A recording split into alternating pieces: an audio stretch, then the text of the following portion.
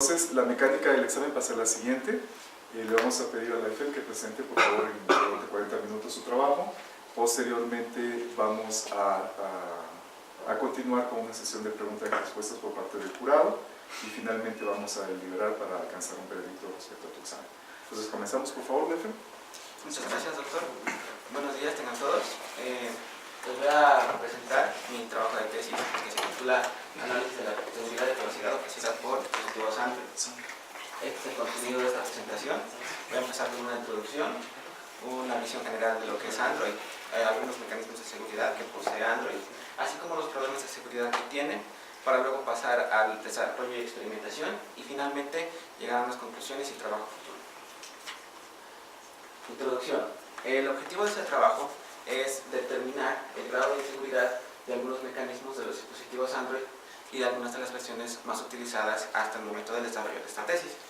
Dentro de los objetivos específicos están el conocer los trabajos relacionados al análisis de la seguridad y privacidad de Android, así como conocer los datos que se pueden conseguir a través de los servicios del Wi-Fi y Bluetooth. Posteriormente, evaluar la seguridad de los navegadores preinstalados, así como del API de navegación y de algunas aplicaciones preinstaladas por los fabricantes ante ataques asumidos con puntos de acceso ilegítimos o maliciosos, y recuperar qué información eliminada del usuario se puede recuperar del establecimiento de fábrica y del borrado normal. La motivación está en que Android es el sistema operativo móvil que domina el mercado de los teléfonos móviles y tabletas. Esto se debe a que, bueno, es un sistema operativo sin licencia, lo que ha contribuido a que los dispositivos con este sistema se vendan a precios accesibles para la mayoría de las personas.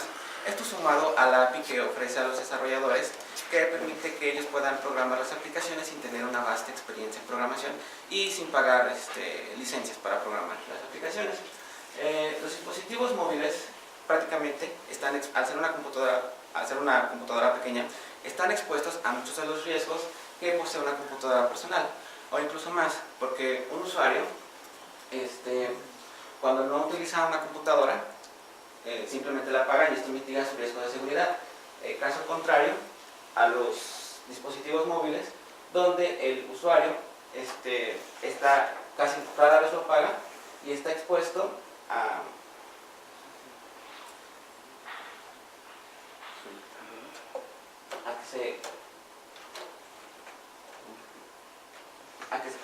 riesgos de seguridad, a que pueda ser atacado.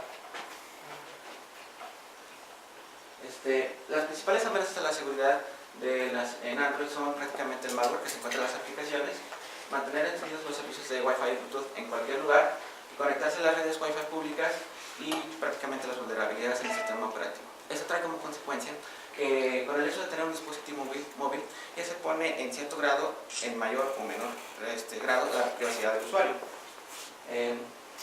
Dentro de los trabajos relacionados, los más destacados están algunos que se dieron este año particularmente, como es el malware Pegasus, que se encarga de monitorear la actividad del usuario en el dispositivo y filtrar datos de aplicaciones en dispositivos iOS y Android. Esto enfocado principalmente al escándalo que hubo recientemente a periodistas y activistas mexicanos. Luego tenemos el Blueboard, que es un vector de ataque que se encarga de atacar al servicio de Bluetooth, que con el hecho de que el usuario simplemente tenga encendido este servicio, prácticamente el atacante puede tener el control absoluto del dispositivo. También el trabajo de Wallinki y Breitinger hace la obtención de datos del tráfico de red, haciendo ataques de puntos de acceso malicioso de aplicaciones de mensajería instantánea como son Tinder, WhatsApp y Facebook e Instagram. También el trabajo de Antagonian y Xenakis hace la recuperación de credenciales en claro desde la memoria RAM. Simon y Anderson hacen un análisis referente a la recuperación de datos del establecimiento de fábrica de Android de las versiones 2.3 a la 4.1. Y finalmente el trabajo de Park y Chung hacen ataques de intruso de medio en redes de puntos de acceso inalámbricos, donde inyectan código malicioso al momento de que el usuario descarga una aplicación. Ahora pasaremos a la parte de la visión general de Android. Vamos a definir lo que es Android. Android es un sistema operativo diseñado para dispositivos móviles, aunque en los últimos años se ha enfocado en otros dispositivos empotrados, como lo son relojes inteligentes y televisores inteligentes, desarrollado por Google y la Open Hands Alliance, o la OJA. Está basado en el kernel de Linux.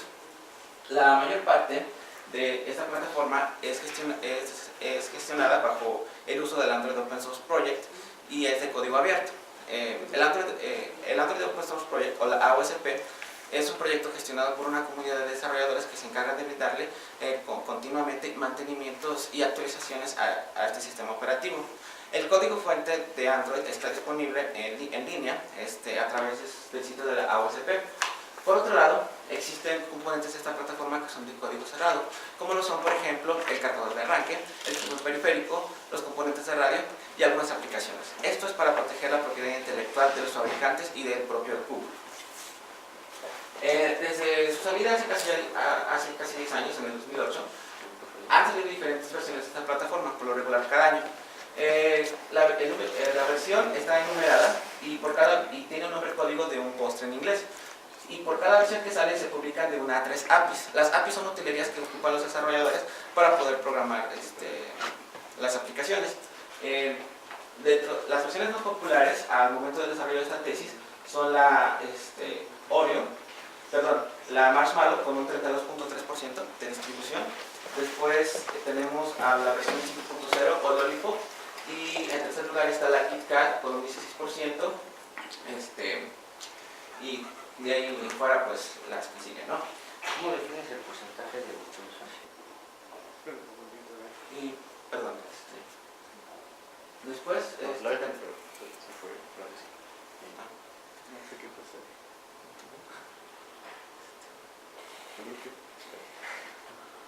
¿Por qué fueron por otra laptop? Mientras pasa a un USB, ¿tienes USB? Sí. Pues yo le dije a José Luis que si tiene otro doctor, pero está buscando. Mientras respáldalo por si acaso llega. Allá.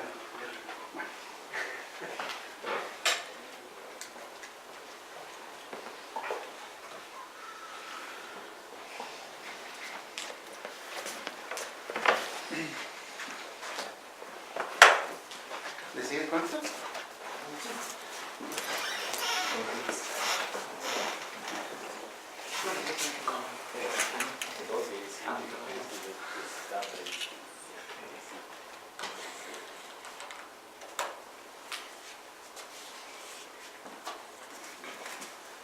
Bueno, por lo regular, la versión más reciente no siempre es la más popular. Cuando la versión más reciente se vuelve la más popular, casi siempre después de 6 a 8 meses de que salió su versión sucesora. En el caso, por ejemplo, de la versión 6, cuando salió en noviembre de 2015, en un principio su porcentaje de distribución era muy bajo. Y hasta más o menos 8 meses después de que salió su versión sucesora, que en este caso es la Android 7 o Nougat, ya alcanzó el mayor porcentaje de distribución. Así más, este patrón es similar por cada versión nueva que sale. Y se cree que para finales de este año o principios del otro, la versión 7 alcance el primer lugar de distribución. Ahora voy a pasar a la parte de la arquitectura de Android. Android se constituye de una serie de componentes que se ajustan al modelo de capas. En la capa más baja tenemos lo que es el kernel de Linux. Como les decía, Android está basado en Linux y el kernel se encarga de gestionar actividades del sistema como lo son la gestión de la memoria, administración de procesos y administración de la red. Con el kernel, a través de sus controladores, permite que los componentes de capas superiores se puedan hacer contacto con los componentes de hardware. Después tenemos la capa de abstracción de hardware, o HAL, que brinda una interfaz básica de hardware a las capas superiores y a través de sus módulos permite hacer como un puente entre los componentes de las capas superiores con distintos elementos del hardware. Se constituyen básicamente de archivos de módulos SO. Después tenemos en la siguiente capa lo que son las capas de las bibliotecas, que son prácticamente archivos con código reutilizable que se ocupan para hacer tareas específicas. Dentro de las bibliotecas tenemos lo que es SQLite, que es para la base de datos, OpenSSL para criptografía, y WebKit y Chromium, nada más que Chromium no está aquí, que son los motores de renderizado que ocupan los navegadores preinstalados para desplegar contenido web. También en el mismo nivel tenemos lo que es el Android Runtime, que es prácticamente una máquina virtual. Esta máquina virtual es donde se ejecutan las aplicaciones. Después tenemos el framework de las aplicaciones y aquí es donde están ubicadas las APIs. Las APIs son como les mencionaba, son utilerías que aquí los desarrolladores comúnmente ocupan para que puedan, a través de sus diferentes componentes, interactuar con componentes de las capas más bajas. Y finalmente tenemos lo que es en la capa de aplicaciones, pues las aplicaciones que el usuario utiliza para interactuar con el dispositivo, como lo es por ejemplo la aplicación de mensajería, la calculadora, el reloj, el navegador, entre otros. Las aplicaciones son un componente esencial de Android y prácticamente son las entidades en las que hay una interacción directa entre el usuario y Android para realizar una función específica. Se integran de los siguientes componentes. Primero tenemos lo que son las actividades. Las actividades son esencialmente el equivalente a una ventana de un sistema operativo de escritorio. Es una pantalla y se integra de distintos componentes de interfaz gráfica como lo es botones de radio, entre otros. El archivo manifiesto es un archivo en formato XML que contiene información básica acerca de la aplicación, como lo es por ejemplo la versión de la aplicación, sus componentes de la interfaz gráfica que lo integran y los permisos que necesita la aplicación, de los cuales hablaré más adelante. Después tenemos lo que son los broadcast receivers. Son prácticamente mensajes que se activan cuando surge un evento. Ejemplos de broadcast receivers son un mensaje que se muestra cuando se descarga un archivo o cuando se recibió o envió un archivo por Bluetooth completamente. Después tenemos lo que son los proveedores de contenido. Estos son prácticamente datos que pueden ser compartidos por las aplicaciones para que puedan ser utilizados por otras aplicaciones. Ejemplos de proveedores de contenido son los contactos. Y tenemos lo que son los servicios, que son prácticamente tareas que se ejecutan en segundo plano y que pueden ejecutarse por un tiempo prolongado. Ahora pasaremos a la parte de algunos mecanismos de seguridad de Android. De acuerdo con la AOSP, Android ofrece un entorno donde se protegen los servicios de confidencialidad, integridad y disponibilidad del sistema operativo, de los usuarios y de las aplicaciones. Android, al estar basado en Linux, ha adoptado muchos de los mecanismos que ofrece este kernel creado por Linus Torvalds, entre los que destacan la gestión de usuarios pero a diferencia de Linux, donde un usuario puede asociarse a una persona, en Android un usuario es una aplicación que se puede identificar con un ID. Si las aplicaciones necesitan hacer recursos del sistema, no pueden hacerlo directamente, lo tienen que hacer a través de permisos. Los permisos es un modelo que consiste en que si una aplicación necesita hacer uso de algún recurso del sistema, tiene que solicitar un permiso para utilizar ese recurso. Por ejemplo, si la aplicación necesita conectarse a Internet, necesita pedir el permiso de Internet para conectarse a Internet. O si necesita escribir en la memoria interna, necesita pedir permiso para escribir en la memoria interna. Usualmente estos permisos se ubican en el archivo manifiesto, como lo mencioné hace unos minutos. También, otro de los mecanismos que ofrece Android es el cifrado. El cifrado, cuando el dispositivo se muestra cuando el dispositivo está apagado, cuando se enciende es cuando se descifra. Y el cifrado que ocupa es el cifrado de disco completo, o CDC, en inglés Full Disk Encryption. Ocupa el subsistema de mCrypt de Linux para hacer el cifrado y utiliza el cifrado simétrico AES en 128 modo CBC y SHA-256. El cifrado es cifrado a nivel partición de disco y se cifra con una llave de cifrado de datos que había sido previamente descifrada por una llave de cifrado de la llave. Otro de los mecanismos que ofrece Android de seguridad es el establecimiento de fábrica, también llamado borrado seguro en algunas ocasiones. Consiste en realizar un borrado de los datos y aplicaciones del usuario. Existen dos maneras de realizarlo. La primera es desde el recovery, que es una consola de recuperación, y la segunda es desde el menú configuración. Durante el restablecimiento se borran las particiones data, SD-card y caché. La partición data es donde se ubican los datos de las aplicaciones. La partición SD-card es donde están archivos multimedia como son fotos, videos o archivos de ofimática, y la partición caché es donde se encuentran los datos que son accedidos con mayor frecuencia. Sin embargo, se ha mostrado que esta plataforma ha tenido distintos problemas de seguridad. Muchos de ellos se originan por algunas malas prácticas que hace el usuario. Por ejemplo, si el usuario deja encendido el Bluetooth todo el tiempo, puede sufrir ataques a través de vectores de ataque como Blueport, que es el que mencioné hace unos minutos. Si se habilita la instalación de aplicaciones de terceras fuentes, es decir, que no sean de Google Play, estas aplicaciones pueden instalar malware en el dispositivo. Otra mala práctica es habilitar el registro de la bitácora Bluetooth por HCI. Esta no está habilitada por defecto. Esto puede ocasionar que se pueda recuperar información de archivos enviados por Bluetooth, y si se conecta a redes Wi-Fi públicas pues prácticamente pueden ser víctimas de ataques de husmeo, de sniffing con puntos de acceso malicioso. También el establecimiento de fábrica y el borrado. Cuando se hace este borrado, se efectúa un proceso, pero la información eliminada no siempre se borra. Para entender el borrado, primero hay que tener en cuenta que el almacenamiento secundario en Android es la memoria flash.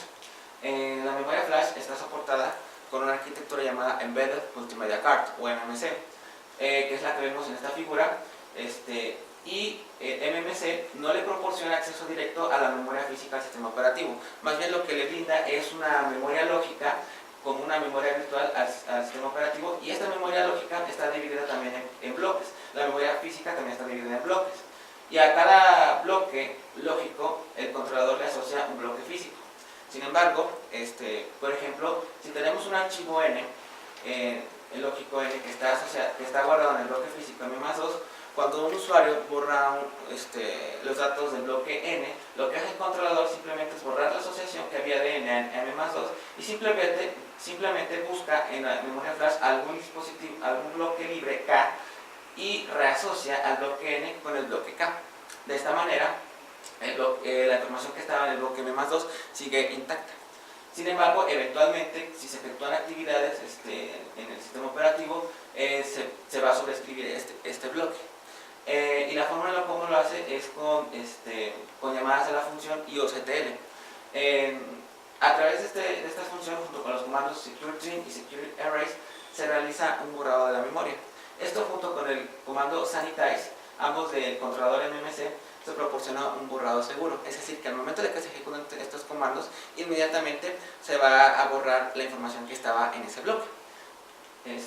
Sin embargo, existen problemas en este tipo de borrado, porque si bien se efectúan estos comandos, también a veces se efectúa lo que es la opción BLK discard, y esta opción no proporciona borrado seguro. Esto es porque se activan los comandos discard y trim.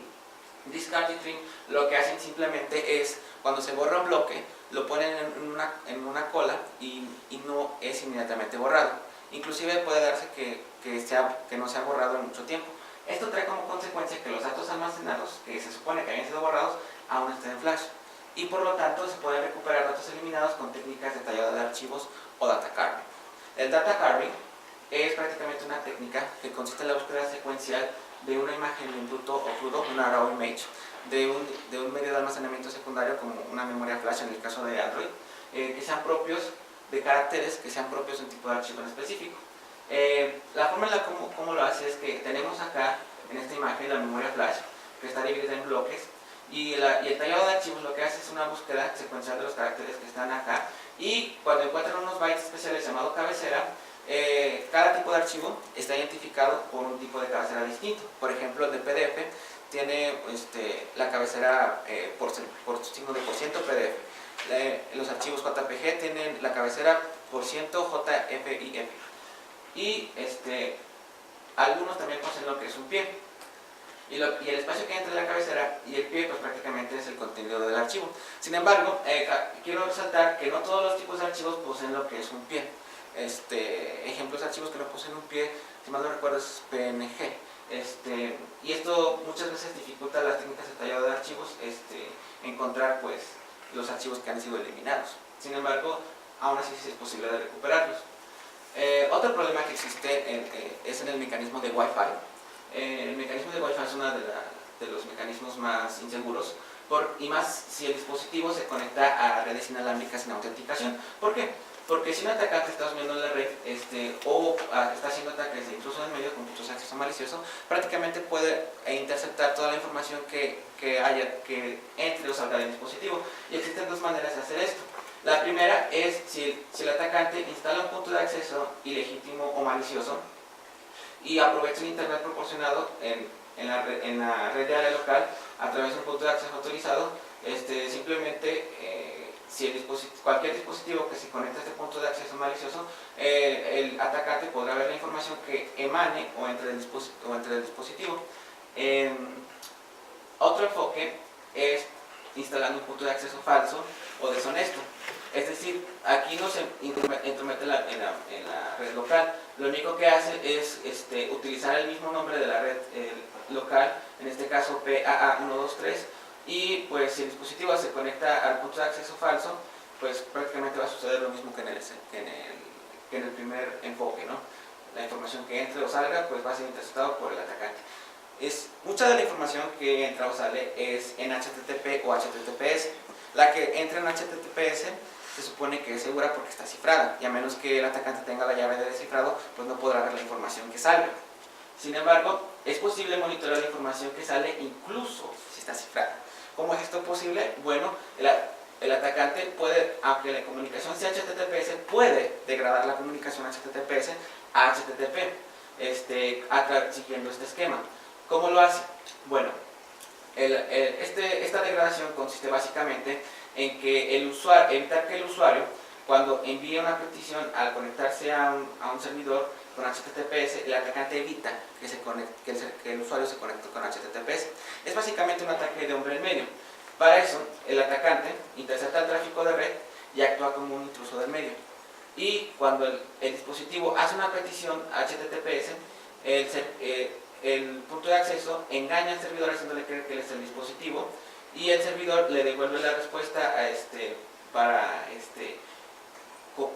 la petición del cliente, y esta respuesta es un subcódigo HTTP 302. Esto significa que habrá una redirección.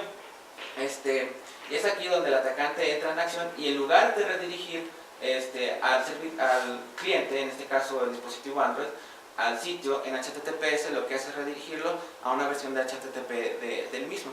De esta manera, la información que entre del dispositivo Android al punto de acceso y viceversa, pues prácticamente estará en claro, y el atacante podrá ver toda la información que esté aquí, que puede incluir datos sensibles como son credenciales de autenticación o datos bancarios, entre otros. Existen herramientas para hacer esta degradación, como SSL Strip de Moxie Marlin Spike. También otro problema de seguridad que existe es en la API de navegación llamada WebView. WebView es la API de navegación que permite desplegar contenido web en las aplicaciones. WebView y los navegadores preinstalados utilizan los motores de renderizado del sistema, WebKit y Chromium, que son los que son bibliotecas que se ubican en la capa de las bibliotecas de la arquitectura que mencioné hace unas láminas atrás. WebView está expuesto a los mismos ataques que los navegadores de escritorio, como son inyección SQL, cross-site scripting, inyección HTML y phishing prácticamente. Aquí tenemos el ejemplo de una aplicación que utiliza WebView. Esta aplicación es de Motorola y se llama Ayuda del dispositivo. Ahora, ya una vez visto los problemas de seguridad que tiene Android, pasaremos a la parte del desarrollo y experimentación. Durante esta parte se realizaron pruebas de seguridad de algunos mecanismos de los siguientes dispositivos Android. El dispositivo Sony Xperia SP con la versión 4.3 o Jelly Bean, una tableta del Venue con la versión 4 o KitKat, el Samsung Galaxy Grand Prime con la versión 5.01 o Lollipop, y un Motorola con la versión 6.0 o Marshmallow. La razón por la que se ocuparon estos 4 dispositivos, bueno, en el caso de estos 3 es porque son los más utilizados al momento del desarrollo de esta tesis. Por eso no se ocupó la versión 7. Sin embargo, la versión Jelly Bean todavía no está utilizada, pero es uno de los que se tenían a la mano, y por eso también se utilizó este dispositivo para experimentar. Lo primero que se hizo fue llenar los datos, recuperar información eliminada tanto del borrado normal como del borrado de fábrica. Con el borrado normal me refiero simplemente a eliminar archivo por archivo de forma manual, es decir, si yo elimino una foto lo hago desde la aplicación de fotos. Y para eso planteé dos esquemas. En el primero llené el dispositivo con datos como fotos, videos, contactos, también utilicé el navegador y visité algunos sitios. Realicé algunas llamadas telefónicas, envié mensajes, y una vez que se llenaron todos esos datos, posteriormente se hizo el restablecimiento de fábrica. Y una vez que se hizo el restablecimiento de fábrica, lo que hice fue extraer la imagen en bruto, la raw image de la memoria flash del dispositivo. Para esto ocupé los comandos de Linux td e if. Similarmente realicé lo mismo con el borrado normal. Llené el dispositivo con todos estos datos, lo eliminé con el borrado normal, y después me puse a copiar prácticamente la imagen completa de la memoria flash a mi computadora de escritorio. Una vez obtenida la imagen completa de esta memoria, con esta imagen se realizaron técnicas de tallado de archivos. Para esto se ocuparon las herramientas Foremost, Scalpel y Bulk Extractor. Todas estas son open source y se ocupó el sistema operativo Kali Linux. Y una vez que se extrajo información dentro de los resultados de este experimento, pude recuperar la siguiente información, como son imágenes, documentos PDF, nombres de contactos, números telefónicos, información relacionada al historial de navegación. ¿Qué quiere decir esto? Que recuperé nombres de algunos sitios que se hayan visitado e incluso recuperé de 1 a 2 páginas web que se hayan visitado, y capturas de algunos videos. Con capturas me refiero nada más a una imagen que representa una parte de un video. Sin embargo, quiero resaltar que la gran mayoría de la información no se encontraba en buen estado. Por ejemplo, acá son algunas imágenes que se obtuvieron del borrado normal, sin embargo, algunas no estaban en buen estado, y esto fue más notorio en el establecimiento de fábrica. La cantidad de información recuperada fue mayor en el establecimiento normal comparado con el establecimiento de fábrica. Pero aunque muchos de la información no estaba en buen estado, un aspecto a destacar es que sí se pudieron recuperar en algunos archivos los metadatos. Esto fue más notorio en los archivos PDF. Y con los metadatos me refiero a que se recuperaron los datos como el título original del archivo, el autor, algunas palabras clave, y la fecha de modificación, prácticamente, ¿no? Y esto fue en cuanto a la parte de la recuperación de información eliminada. Ahora también se hizo una evaluación del mecanismo de Bluetooth, y se trató de ver qué información se puede recuperar. Para esto primero quiero aclarar que a través de esta tecnología se puede robar y manipular información del usuario. Por ejemplo, un ejemplo es el ataque reciente Blueboard, que es el que mencioné al principio de esta presentación. Y también la información que se puede obtener del dispositivo Bluetooth son prácticamente los metadatos de los archivos, aunque estos se hayan eliminado o se hayan modificado. Y esta información se encuentra en una base de datos, BTOP, y un archivo de bitácora, un log, llamado btsnoop HCI. Esta no está activada por defecto. Para que se pueda activar, se tiene que habilitar las opciones de desarrollador del dispositivo, y ahí hay una opción que te permite habilitar este log. Esta base de datos siempre está, todo el tiempo.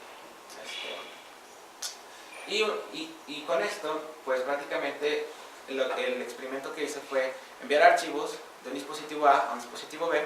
Posteriormente, del dispositivo A eliminé los archivos que se enviaron y recibieron del dispositivo B, y una vez que se eliminaron, se obtuvo la bitácora btsnoop HCI y la base de datos BTOP. Y bueno, aquí tenemos en la imagen una tabla de la base de datos BTOP.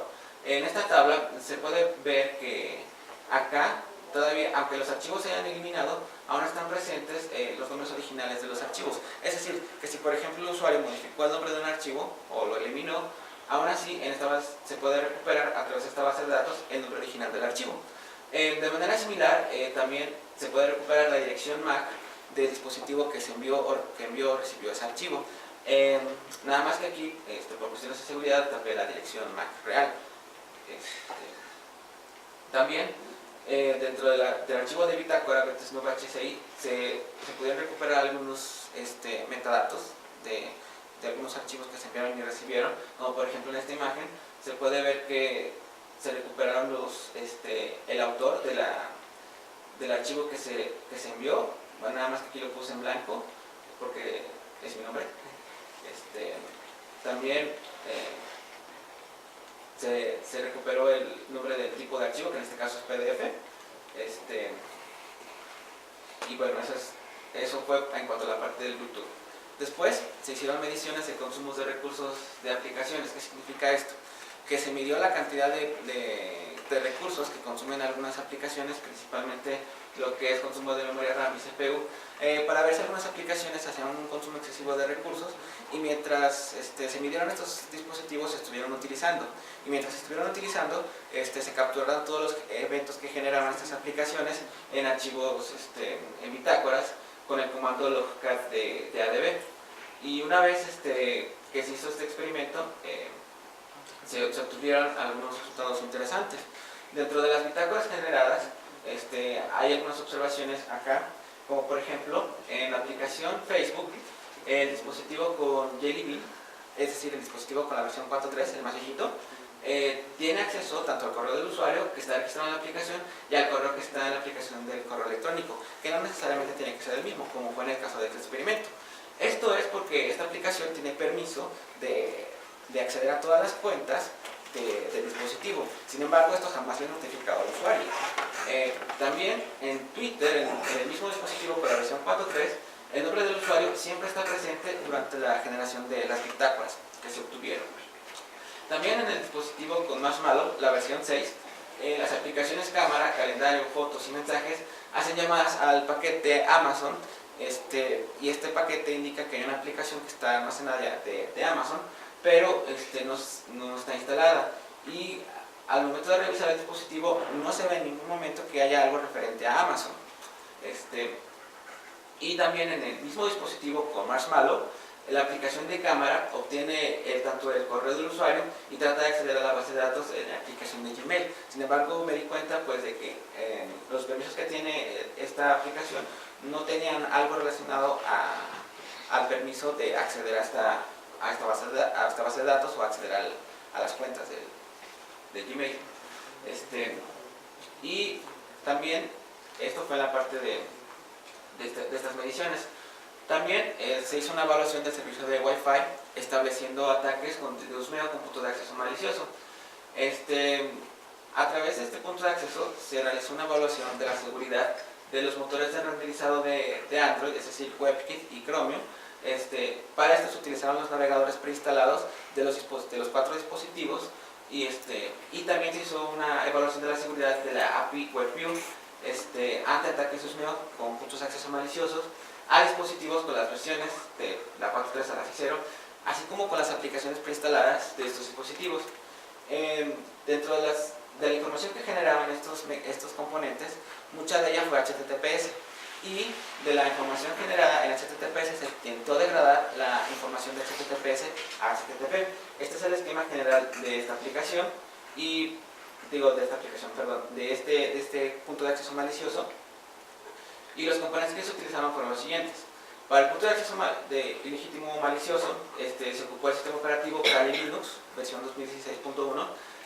Para configurar el punto de acceso se utilizó Aircrack NG, pero también se tenía que proporcionar el servicio de DHCP, se utilizó ISS DHCP Server. Para el DNS se ocupó DNS Mask, y para degradar la conexión de HTTPS a HTTP se utilizó SSL Strip. Y finalmente se realizó el envenenamiento ARP, y para eso se utilizó Ethercat. El envenenamiento ARP consiste en prácticamente contaminar el protocolo ARP de tal manera que todo el tráfico de red que exista en la red local vaya directo al punto de acceso malicioso. El punto de acceso malicioso tiene dos interfaces: la interfaz ETH0, que es con la que se conecta a internet y se conecta al punto de acceso autorizado, y la interfaz AT0, que es la que brinda conexión a los dispositivos que se conecten al punto de acceso. Primero se evaluaron los navegadores preinstalados ante este punto de acceso. Se ocuparon estos que se muestran en esta tabla. En esta tabla, en la columna navegador, vemos acá que los 4 dispositivos todos tienen Google Chrome. También en la tableta D se ve que también, además de Google Chrome, tiene un navegador llamado Android, Android OSP, también se le llama navegador nativo.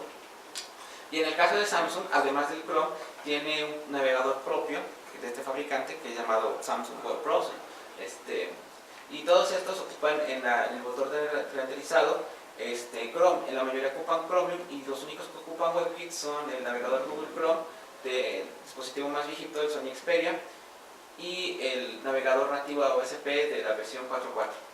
También, como los navegadores de Google Chrome no estaban actualizados a las versiones más recientes, se actualizaron Google Chrome a la versión más reciente, que en este caso fue la 56.0.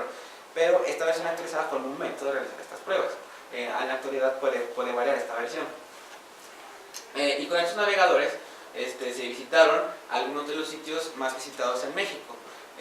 Para esto se consultó en una página de Amazon que se llama Alexa, y se consultaron los sitios más visitados que ocupan el protocolo SSL y que para aprovechar su funcionalidad requieren de usuarios y contraseñas, como por ejemplo es Facebook, la página de Gmail, Twitter, Uptodam y ADF. También para ver en qué forma se pudieron degradar estos sitios HTTP, se idearon 4 escenarios.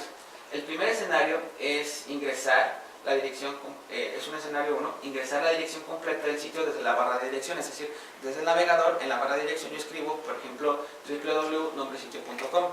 Ese fue el primer escenario, para ver si la página podía caer en su versión HTTP. Después, en el segundo escenario, desde la misma barra de navegación, en lugar de escribir la dirección completa del sitio, nada más únicamente escribía nombre sitio, porque esto me dirigía a la página de Google en su versión HTTPS y pues prácticamente mostraba los resultados de la búsqueda. Y accediendo desde ahí, comprobar si se podía entrar a su página en su versión HTTP. Después, en el escenario 3, primeramente se degradó la página de Google a HTTP con el mismo punto de acceso y una vez entrar a esta página de Google, buscar el nombre del sitio y en los resultados pues, que se muestran, pues acceder al sitio desde ahí. Y en el último escenario, simplemente es un tanto naif, es ingresar al sitio en su versión HTTPS, es decir, escribo https www.facebook.com. Pero una vez ingresado a la página de Facebook, borro la S de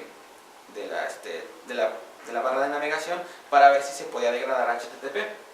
También se visitó el CIMESTAT, ¿no? También se visitó el departamento de computación del CIMESTAT y algunas páginas de tiendas departamentales como lo es Sears y Liverpool.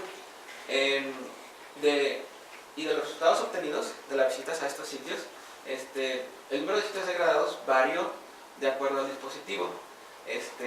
Con excepción del escenario 2, donde nunca se pudo degradar la información HTTP, en los demás escenarios sí hubo degradaciones HTTP. El número de degradaciones varió de acuerdo al navegador y de acuerdo al dispositivo. En los dispositivos donde se obtuvieron más degradaciones fueron en los navegadores de Google Chrome de fábrica, de los dispositivos con la versión 4.3 y 4.4. También dentro de la información obtenida se pudieron recuperar datos sensibles como lo son credenciales de autenticación como usuarios y contraseñas en claro. También se pudieron obtener algunas imágenes y pues información relacionada al sitio web. Por ejemplo, si se visitaba la página de Facebook, el atacante puede saber que el usuario visitó Facebook, ¿no? Y pues bueno, aquí en esta imagen podemos ver resaltado en amarillo las credenciales de Google, en este caso el correo electrónico y la contraseña, nada más que pues aquí están en negro porque fueron mis propias credenciales. También en el caso de Facebook también se recuperaron contraseñas, correo del usuario y la contraseña en claro. En el caso también del departamento de computación se obtuvo el nombre del usuario y el nombre de la contraseña en claro. También una característica de las versiones más actuales de Google Chrome es algo que se llama artículos sugeridos. Esta es una pantalla de inicio donde muestra al usuario prácticamente algunas de las noticias más relevantes y el usuario puede ir adaptándolo acorde a sus intereses. Es decir, que por ejemplo si al usuario le interesa el fútbol o el básquetbol, pues puede configurar esta pantalla para que muestren puras noticias relacionadas a esos tópicos. Sin embargo, esta característica ni siquiera fue necesaria degradarla a HTTP, porque esta característica, al momento de realizar estas pruebas, está en HTTP. Por lo tanto, con el punto de acceso, se pudo obtener información relacionada a esta pantalla. Como podemos ver en la imagen de aquí, se pudieron capturar las imágenes que se muestran de las miniaturas de esta pantalla y pues prácticamente pues información relacionada a las noticias que aparecen ahí prácticamente. También Como les decía, se visitaron los sitios de tiendas departamentales como Sears y Liverpool y el Politécnico. Estos sitios en su página principal están HTTP. Sin embargo, en el caso de Sears y Liverpool tienen una parte que se llama compra en línea, y cuando el usuario está a punto de hacer el proceso de pago, ese proceso en HTTPS. En el caso del IPN, tiene su gestión del gestor del correo electrónico en HTTPS. Estos sitios, en todos los escenarios, en todos los dispositivos, siempre fueron degradados a HTTP. Por lo tanto, se pudo recuperar información sensible como son usuarios y contraseñas. Y en el caso de Sears y Liverpool, se pudo recuperar información del usuario, como es en el caso de esta imagen, el nombre del usuario y el número de tarjeta de crédito, así como la compañía de la tarjeta y el número de código de seguridad, ¿no? También se atacaron algunos sitios del SAT, gobierno mexicano, del SAT y del CONACYT. En el caso del CONACYT, primero se atacó lo que es el CBU. Yo creo que el lenguaje que estás usando es más allá de lo que hiciste en la prueba, ¿no? No estás atacando el sitio del SAT. Bueno, intercepté la información que generaba el usuario e intentar entrar al sitio del SAT. Al sitio del SAT y del CONACYT. En el caso de los... Estás falsificando la respuesta que están dando los servidores. Exactamente. No lo estás atacando al sitio. Estás haciendo un ataque en el medio. Exactamente.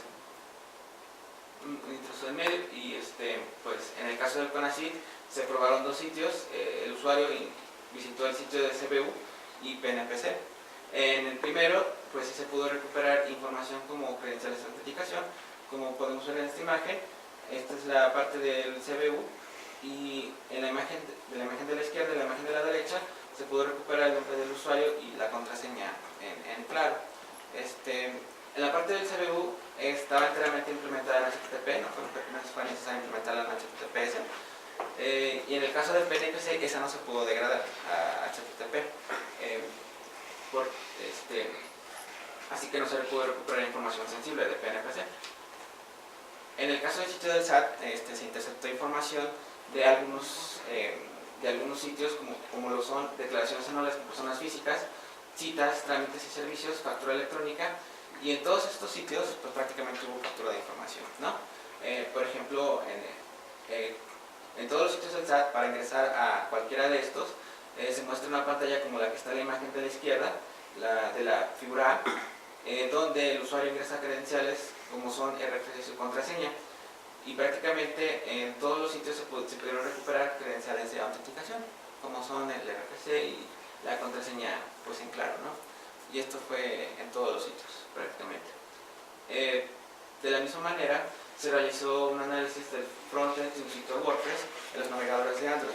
Esto significa que lo que hice fue instalar un servidor WordPress, y este es un sitio WordPress en un servidor web, y a este sitio le implementé el protocolo SSL, y desde este servidor, a través de los navegadores de Android, traté de acceder al sitio de WordPress para ver si se podía degradar la información de HTTPS a HTTP. La razón por la que ocupé WordPress es porque se ha demostrado en algunos estudios que muchos sitios de gobierno mexicanos utilizan WordPress como gestores de contenido, y los que no es porque están en proceso de migración. Sin embargo, este estudio aún no se ha publicado, pero si el usuario lo habilita, pues abre puertas, brechas de inseguridad. O conectarse a puntos de acceso que no conocemos. Exactamente. Qué mal. Esa debería ser una consecuencia de tu trabajo, ¿no? En cualquier estación de autobuses, en el aeropuerto, en los autobuses, si vamos, hay un punto de acceso libre, se estaciona. Y eso es una invitación a que nos roben la información que tenemos. Prácticamente. Y es muy fácil, ¿no? ¿Cuánto te llevó hacer este ¿Ataque? Sí. Como 10 minutos, creo. Es que ya está todo disponible. Ajá, ya está todo. Cualquiera lo podría hacer. Sí, de hecho me tardé más en las pruebas. Sí, que en poner el ambiente, ¿no? El setup ya es muy fácil hacerlo. Ok, gracias. Gracias, doctor Gerardo. Entonces, no sé si algún comentario, pregunta, resumen. Pues no, nada más quisiera pues que nos des tu opinión sobre las perspectivas que hay para Android 7 y 8. Bueno, 7 ya salió, pero 8. Bueno, 8 también. Ya salió el mes pasado. ¿Qué perspectivas? ¿Habrá mejora? Bueno, en el caso de Android 8, sí agregaron algunas mejoras a la seguridad, y en el caso de Android 7 también. En el caso de Android 7, ya cambió el esquema, y en lugar de cifrado de disco completo, ahora ya se implementó lo que es el cifrado basado en archivos o file disk encryption. Este cifrado se caracteriza porque la partición a cifrar, pues como que se cifra por partes a nivel de archivo, y cada partecita es cifrada con una llave distinta. Algo que, según la documentación de Android, esta parte ya está, la partición data, por medio de Android, ya está cifrada por defecto, pero la contraseña por defecto es password. Así que esa sería una mejora a la seguridad en cuanto al Android 7. En cuanto a también en el Android 8 sí hicieron algunas mejoras a la seguridad. Por ejemplo, una de ellas es la habilitación. Mejoraron una parte del mecanismo de instalación de aplicaciones desconocidas. No recuerdo muy bien de qué manera lo hicieron, pero tengo entendido que ahora ya como que ya no es tan fácil para el usuario habilitar instalación de aplicaciones desde terceras fuentes. Sin embargo, sí se puede. O sea, para un usuario principiante, pues no, cuando va a querer instalar aplicaciones de terceras fuentes, pero para un usuario un poquito experimentado, pues no les es imposible. También otra característica de seguridad en Android 8 es ¿cómo se llama? Bueno, en la mejora del cifrado no sé si hubo algunos cambios, pero también la tienda según esto, la tienda de aplicaciones Google Play ya mejoró su mecanismo de seguridad, y Google afirma que cuando se sube una aplicación se hace un análisis exhaustivo para ver si tienen presente malware o no, si tiene malware o no. Bueno, ellos presumen. Sin embargo, pues como se dice, pues nada es completamente seguro. Muy bien, muchas gracias. Yo solo tengo un comentario. Aquí, en esta tesis, ¿qué conclusión, con qué conclusión nos quedaríamos? Porque aquí la pregunta es: ¿quién es el malo de la película? Puede ser ese intruso del medio, puede ser un hacker, pero también puede ser que sea Amazon, que quiere hacer el profiling de los usuarios, como decías en los términos de la doctora Sonia. Simplemente está capturando información para saber cuáles son los hábitos de compra, por ejemplo, o de navegación de ese usuario. Entonces, lo malo serían las aplicaciones, o como decía el doctor Gerardo, el problema es el usuario, que es muy irresponsable en su uso del dispositivo. ¿Cuál sería tu pensamiento en ese sentido? ¿No son estos celulares las máquinas perfectas de espionaje? Sí, podría. Y Sí. la humanidad ha caído prisionera y es esclava de esos dispositivos malévolos. Sí, yo estoy de acuerdo con eso, completamente, porque pues se ha demostrado este año con malware como Pegasus, donde prácticamente el usuario pues está desnudo. Cualquier actividad que haga puede ser monitoreado y como dice usted, el papel de quién es bueno y quién es malo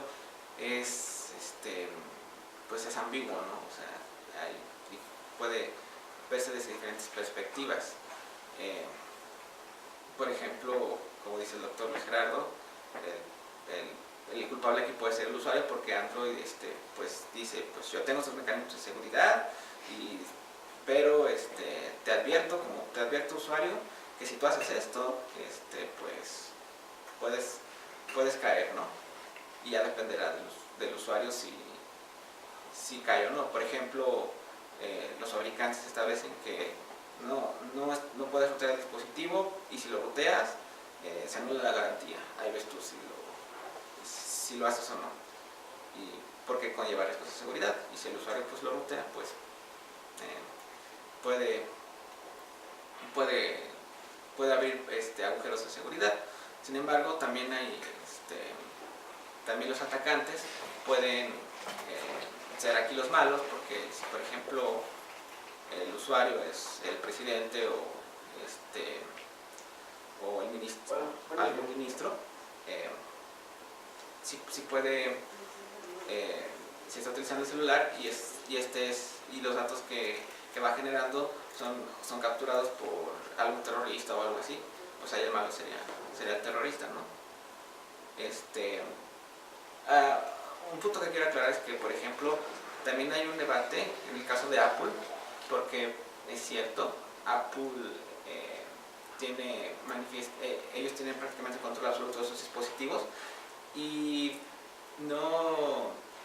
es más difícil, la seguridad en iOS es un poco mayor en comparación a Android, porque prácticamente, a diferencia de Android, donde los fabricantes son el que tienen el control absoluto de los dispositivos, en iOS es Apple, y Apple está brindando continuamente actualizaciones, su mecanismo de cifrado es inclusive más eficiente que el propio Android, pero toda la información que viaja del dispositivo iOS a los servidores de Apple, pues prácticamente Apple pues ahí entra la discusión, ¿no? De que si Apple tiene el control de la información del usuario, De los iPhones. de los iPhones. Sí. Y en el caso que sea de Motorola, el pecado del usuario sería haberse comprado Motorola y no haber visto ese anuncio de privacidad que decía que Motorola se reserva el derecho De enviar información. información a terceros. Entonces, si eres especialmente paranoico y tratas de protegerte lo más que puedas de ataques, ¿lo puedes lograr Yo creo que sí. Sí. con un teléfono celular? No. O sea, la pregunta es esa. O sea, si eres paranoico, ¿cómo usas celulares? Pues sí, usarlo, pero nada más para lo elemental, ¿no? Que sería Y si usas el teléfono celular, sabes que puedes ser espiado en cualquier momento. exactamente. No, bueno. Hay muchas posibilidades. Es que no es así, ¿no, Francisco? O sea, para que ser espiado tienes que ser muy tonto para bajar una aplicación que te dice darle clic a un mensaje, instalar una aplicación que no sabes, y a partir de ahí pues ya te espían. Ese sería como muy inocente, pero hay unas que son muy maliciosas, son muy sutiles. Ya, pero pues aquí no estamos. O sea, eso es aprovechar ya las debilidades propias del software, que es lo que faltó, ¿no? O sea, se habría alguna. Pero eso ya serían muy técnicas. Muy bien. Muy bien, pues entonces vamos a pasar entonces a la siguiente fase, que es de liberación, y vamos a ver Somos porque el estudiante que realizó estas pruebas no terminó su tesis, por lo tanto no se publicó este estudio. Pero es por eso que se ocupó WordPress, para ver qué tan vulnerable es ante estos puntos de acceso. Y dentro de los resultados, pues prácticamente se capturaron credenciales de autenticación, como en esta imagen que podemos ver acá, donde dice log, es el nombre del usuario, y PWD es la contraseña. Se pudo degradar la información HTTP. También en la imagen de la derecha, la información, el texto que está en la parte del medio, pues también se pudo capturar, prácticamente. Ya en la penúltima parte, también se intentó probar la seguridad del API de navegación de WebView ante estos ataques de puntos de acceso, y para esto lo que se hizo fue desarrollar una aplicación que utiliza WebView. Cabe recalcar que WebView utiliza los motores de renderizado del sistema, y con esta aplicación se conectó al punto de acceso, el dispositivo se conectó al punto de acceso, y prácticamente se realizaron las mismas actividades que los navegadores, es decir, se visitaron los mismos sitios, los más visitados de México, así como también el departamento de computación del CIMESTAB y estas tiendas departamentales, para ver qué información se podía obtener. Y prácticamente en muchos casos, en la mayoría de los casos, se obtuvieron resultados similares a los navegadores, es decir, la degradación fue exitosa, se pudieron capturar credenciales de autenticación. Quiero resaltar que la cantidad de información, el número de veces que se pudo degradar HTTP, la API de navegación, fue mayor en comparación con la de los navegadores preinstalados. Aquí en la imagen podemos ver la actividad principal de esta aplicación. Por último, se hicieron ataques a las aplicaciones preinstaladas de los fabricantes con el mismo esquema del punto de acceso malicioso. Se pusieron a prueba algunas de las aplicaciones preinstaladas de los fabricantes. Muchas de estas aplicaciones transmitieron información en protocolos SSL, TLS, pero esta información no pudo ser degradada a HTTP. No obstante, hubo unas cuantas aplicaciones donde sí se hubo degradación a HTTP. Una de ellas es la aplicación de Motorola llamada Ayuda, donde prácticamente toda la información que se generaba acá pudo ser capturada con el punto de acceso. Como en la imagen de la izquierda, que podemos ver acá, el usuario está ingresando un comentario y en la imagen de la derecha se pudo capturar el comentario que ingresó el usuario. También otra de las aplicaciones donde sí hubo degradación fue en la aplicación una de Amazon de Dell, una de Sony llamada Xperia Launch, y en el caso de Samsung hay la aplicación Galaxy Apps, que es como una tienda de aplicaciones como la de Google Play. Prácticamente esa información sí se pudo degradar a HTTP e inclusive se descargó una aplicación a través de esa tienda, y cuando se descargaba esa aplicación la información generada era en HTTP, y dentro de la información capturada se pudieron capturar inclusive el nombre de la aplicación que se descargó e inclusive el nombre del autor de la aplicación cuando se descargó la misma en la tienda de Galaxy Apps de Samsung. Y de otra información interesante que se pudo recuperar fueron paquetes de petición de respuesta HTTP, dentro de los que se encuentran user agents, cookies, información del dispositivo como la versión de antes, como podemos ver en la imagen de acá. En el sexto renglón está la cookie y en el cuarto renglón está el user agent, donde se muestra pues la versión de Android que se ocupó. Finalmente, como conclusiones, quiero decir que es posible recuperar parte de la información eliminada. Y aunque el usuario elimine o altere los archivos enviados por Bluetooth, es posible recuperar al menos de sus metadatos. Los navegadores preinstalados son más propensos a la degradación HTTP que los navegadores Chrome actualizados. Sin embargo, algunos mecanismos de estos Chrome actualizados están implementados en HTTP, como lo es la pantalla de inicio, la de noticias, artículos sugeridos. También la API de WebView es más vulnerable ante el ataque de husmeo con un punto de acceso malicioso que los propios navegadores preinstalados. También un sitio WordPress que tiene habilitado el protocolo SSL también es vulnerable ante el ataque de husmeo con el punto de acceso malicioso. Algunas aplicaciones preinstaladas producen un tráfico HTTP que puede ser interceptado, y dentro del trabajo futuro quiero destacar que a corregir algunas de estas inseguridades que se manifestaron.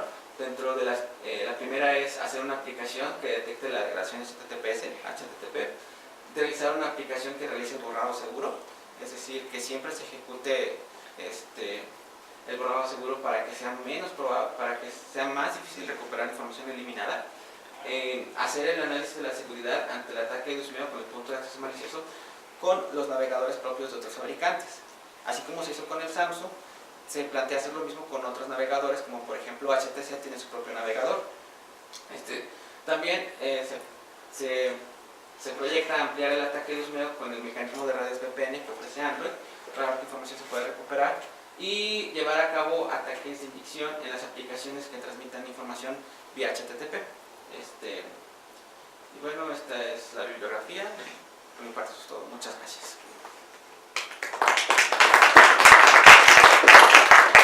Continuamos entonces con las preguntas del jurado. Vamos con la doctora Sonia. Gracias. Felicidades por su tesis, fue un Gracias. placer leerla, la leí completita, me Gracias. gustó mucho el contenido, la estructura del tema, muchas felicidades. Yo solo tengo 4 preguntas. No sé bien si usted inició directamente con el objetivo de la tesis o si planteó el problema. Sí lo planteé. nada más que pues prácticamente cambiaron alguna, el objetivo Bueno, eso es se lo más- replanteó un poquito porque el objetivo en un principio decía recuperar qué información del usuario se puede obtener y evaluar la privacidad y seguridad. Sí, sin embargo, lo cambió. En la diapositiva 8, donde dice el último trabajo que... No, no es la 8, así. Ahí el último trabajo de ataque de intruso del medio. Y ese concepto de intruso del medio es como lo que hizo usted con las... Con el punto de acceso prácticamente. ¿Y todos los ataques son de ese tipo? Eh, ¿O hay otros que puede variar la naturaleza del tipo? Sí, puede variar la naturaleza, pues otra forma de hacer este tipo de ataques es estableciendo con un punto de acceso. Bueno, están estos dos escenarios, ¿no? El que yo hice fue el escenario A y el trabajo relacionado de PAC fue el mismo. Sin embargo, también existe otro escenario donde, pues, en lugar de que el atacante se conecte a la red local, pues prácticamente él mismo proporciona el servicio de internet y tiene el mismo nombre de la red local. A nivel de red local no es un ataque de intruso al medio, pero si hablamos a nivel ya cuando se conecta a internet, pues prácticamente se vuelve un ataque de intruso del medio. Ok. Sí. Sí. En la 23, cuando habla de la memoria flash, el archivo siempre se almacena secuencial, siempre es así. Bueno, en los que investigué, sí, lo que son los PDFs, PNG, DOC, y XLS y JPG, que yo sepa si se almacenan de manera Y secuencial. alguno que no se almacena así. Alguno que no sea así, la verdad no sabría decirles si existen algunos,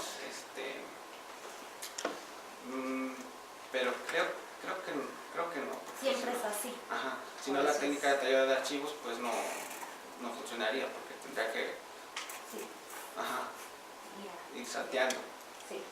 Ok. En la 37, por favor. Ay, no entendí bien. Decía, creo que en el tercer punto que Chrome tenía acceso al correo utilizando la aplicación de cámara. Bueno, el tercer punto no lo entendí bien, si me lo puede. ¿Al de la cámara? Bueno, todo el tercer punto. El tercer punto. Sí. Es que yo lo que quería decir aquí es que las aplicaciones, la aplicación de cámara, la aplicación de calendario, la aplicación de fotos y la aplicación de mensajes intentan hacer conexiones a un paquete de Amazon. Y dice que ese realmente no hay... Está almacenado en el dispositivo porque estuve verificando, está almacenado, pero cuando revisé el dispositivo en ningún momento se veían rastros de que existía un paquete relacionado de Amazon. Como que está ahí nada más como un ente que... Sí, porque inclusive revisé las aplicaciones, cada aplicación tiene su propio directorio en la partición data. Sin embargo, al intentar buscar en la aplicación de Amazon no encontré información relacionada al respecto. Ni no tiene idea para qué es o qué hace ahí. Yo lo que me imagino es que intenta hacer pues yo me imagino que intenta hacer conexión con esta aplicación. Este dispositivo se compró nuevo y cuando se compró nuevo pues no había rastros de una aplicación en Amazon. Yo me imagino que está ahí porque no verifiqué bien, pero puede que quiera hacer haga conexión. Sospecho que quisiera hacer conexión con Amazon para enviar cierta información al servidor, pero no lo investigué a fondo. No sabe si viene ya de fábrica. Ajá. No sabes si No viene sé. de fábrica o si con el uso del dispositivo que usó salió de alguna manera. Eso no lo sabe. Y la otra Hop Android, ¿esa es lo mismo? ¿El último? Ah, el último. No, en el mismo tercer punto está ocupando. ¿Ese es otro paquete? Ah, es el mismo nombre del paquete. Ah, es el Es mismo. que es un typo. Ah, ok. Ahí se me olvidó juntar el espacio. Y ahí decía que el correo, que tenía acceso a la aplicación cámara al correo, todas ellas. Ajá, la aplicación, nada más la aplicación cámara trata de acceder a la base de datos Ah, la base de datos. de la aplicación de Gmail. Es que Ajá. cada aplicación tiene su propia base de datos, ¿no? Almacena información. Estas bases de datos son de SQLite, que también están ubicados en la partición data. También quiero resaltar que, por ejemplo, lo que mencionaba del punto número 3, en la documentación de Motorola menciona, bueno, el aviso de privacidad de Motorola menciona que puede proporcionar información a terceras entidades. Así que, pues, ahí podría justificarse Motorola de que estas aplicaciones quieren intentar comunicarse con Amazon, me imagino. Y la última, en las diapositivas 42 y 43 no entendí, a ver si ahí, ajá, 42 y 43. Eso lo hizo con los 4 escenarios que planteé en la anterior, creo que en la Sí, eso lo hice con los 4. Y en los 4 pudo... En los 4, sí, bueno, en los 3 sí hubo éxito de degradación, pero en el escenario 2 no, ahí no hubo ningún éxito. ¿En dónde? Perdón, no escuché. En el escenario 2 Ahí no hubo... no hubo éxito, solamente hubo éxito en el escenario 1, el escenario 3 y el escenario 4. Y entonces el resultado de la 42 y la 43 sería... Estos resultados salieron, bueno, no recuerdo muy bien de qué escenario es, pero prácticamente en todo, porque no en todos los sitios, no en todos los dispositivos el mismo sitio fue degradado a HTTP. Sino en algunos veces sí, sí. algunos a veces no. Este no recuerda qué escenario. Ajá, no recuerdo, pero Y de la 43 recuerda qué escenario es. sí, creo que es el 1. El de la figura de arriba. Ajá. Es el 1. Ajá, es el 1. Y el de la figura Y el de de abajo creo que, bueno, precisamente puede ser cualquiera, del 1, del 3 o del 4, porque ahí prácticamente fue de los más inseguros. Okay. Ah, sí, fue. ¿Y a qué parte del sitio estaba el de computación? Pues, Sí, visité el sitio del departamento de computación, ingresé mi correo electrónico con mi cuenta y mi contraseña, inclusive hice actividades, envié un correo electrónico y pues todo el correo que envié, el texto del correo a quien iba dirigido, todo eso, lo pude capturar en el punto de acceso. Ajá, con mi contraseña. De hecho, que se muestra aquí es mi contraseña. Ok. Muchas gracias. Por mi parte, y nuevamente felicidades por su. Gracias. Muy buena. Gracias, doctora. Continuamos entonces con el doctor Leonardo. Vete a tus objetivos.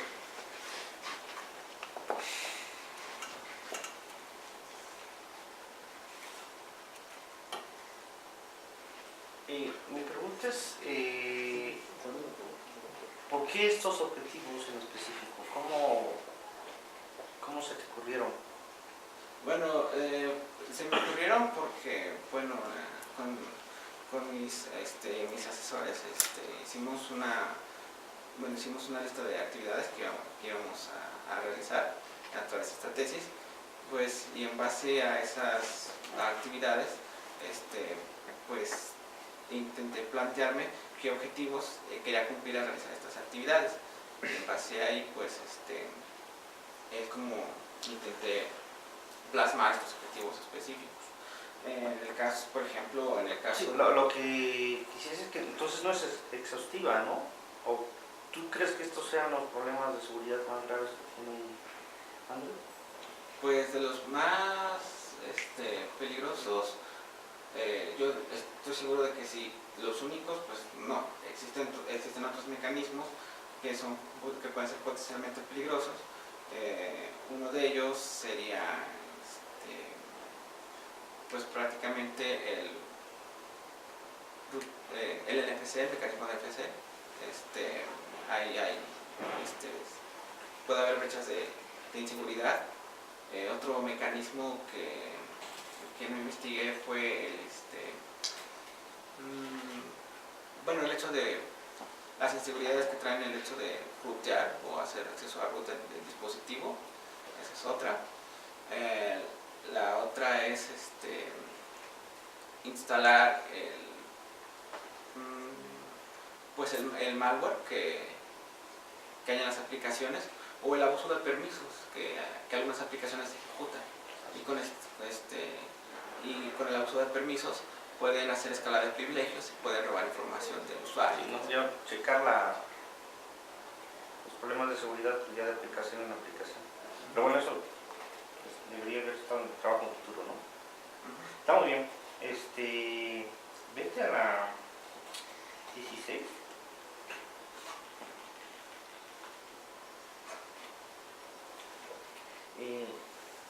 El cifrado del disco no es automático, ¿no? Si no, no hubieses podido recuperar la información.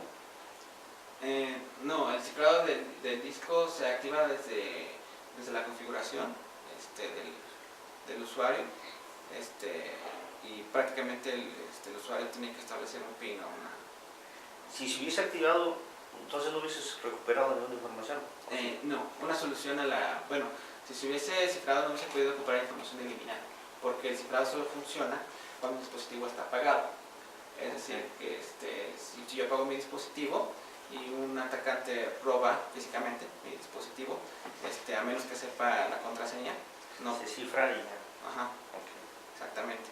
Sí, solo funciona como solución a la mitigación de la recuperación de información eliminada. Okay. Eso muy... Vete a la 23. Ahí mucho de lo que explica, no tanto es que no haya pie, sino que los archivos están incompletos. Entonces por eso no puedo recuperar los archivos completos, ¿no? Y lo que yo me quedé alguna vez que hice, porque se descompuso mi memoria flash y hice lo mismo, lo que está lleno la memoria es precisamente de lo que encontraste. No son archivos degradados, sino son los iconos de los archivos. Llena de iconos todo la memoria, como todo lo pone chiquito para mostrarlo. No son tantos archivos degradados, sino iconos de los archivos, ¿no? Todos son iconos. Sí, Todos esos son los que encuentra, como son chiquititos. Pero no tanto que sean degradados, sino son los iconos. Vete a la 24. Esa. A ver, explícame, no, yo no entendí la diferencia entre punto de acceso malicioso y legítimo y punto de acceso deshonesto o falso. Bueno, en sí la funcionalidad es la misma. Ambas lo que hacen es, como le decía la doctora Sonia, en el caso del escenario A, hace un intruso del medio, tanto la red local como a nivel cuando se conecta a internet. Y en el segundo nada más hace un intruso del medio, pues a nivel de cuando se conecta a internet, porque en realidad en el escenario B lo único que hace el punto de acceso es no necesariamente tiene que conectarse a la red local para proporcionar el servicio a internet, sino lo único que hace es copiar el nombre del punto de acceso autorizado, y el atacante coloca su punto de acceso en una ubicación geográfica cercana a la red local, y para que de esta manera el dispositivo Android se pueda conectar a la red falsa en lugar de la red auténtica. Por ejemplo, si yo en un parque como atacante hay una red que se llama, no sé, Infinitum 1, 2, 3, 4, y yo configuro un punto de acceso que también se llama igual, Infinitum. ¿En cuál hiciste las pruebas? En el A, supongo. En el A. Sí, porque en el B, si estás autenticado, ahí, ¿cómo servir? Es que no me imagino cómo puede servir, ¿eh? Ahí pues podría, bueno, lo que podría hacer es, por ejemplo, aprovechar el internet del celular, y de ahí del internet celular, pues configuro el punto de acceso con el mismo nombre de la red local. O sea, eso sí. O sea, que simules la conexión Ajá. a uno que no tiene autenticación, ¿no? Exactamente. Justo. Porque si no, no funciona. Okay. En los resultados, ¿los obtuviste con la aplicación que viene interna para husmear que tiene Cali? Sí, utilicé lo que es prácticamente para degradar la conexión HTTP, utilicé SSL Strip. Con esa prácticamente esta herramienta, al degradar la conexión, obtiene los datos que el usuario va enviando, y sí, prácticamente todos los resultados los obtuve con las herramientas de Kali Linux. En tus pruebas, ¿qué tanto información guardaste cuando hiciste el ataque del hombre de medio? La información que guardé, pues prácticamente cuando realicé el ataque, esta herramienta genera toda la información en un log que se llama sslstrip.log, y toda la información que vaya generando el usuario en HTTP, SSLstrip lo va capturando. Mi pregunta es, ¿de qué tamaño fueron esos archivos? El más es que no hice la suma total porque no lo hice en un solo día, ya que si visito como 5 sitios, puede llegar hasta tamaño de megas, creo que unos... Pero no gigas. 20, no llega a gigas, no llega a gigas, pero eventualmente si se ataca por un tiempo prolongado de tiempo, sí podría llegar a gigas. Eso sería un contraataque, ¿no? Un adolescente que está escuchando música y bajando videos, te saturaría. Sí, de hecho una vez creo que llegué como a 30 megas y bueno, utilicé Gedit y pues se pasmó el programa. Pues de tu trabajo me sorprende que Android sea más seguro de lo que yo pensaba, de tanto que lo ponen mal en las noticias. De hecho, la conclusión que yo saco es, no sé si estés de acuerdo, el que le pone la inseguridad es el usuario, no el sistema operativo. ¿No? Sí, muchas de las veces pues es prácticamente culpa del usuario. Por ejemplo, si el usuario, el root en Android no está habilitado por defecto, por razones de seguridad.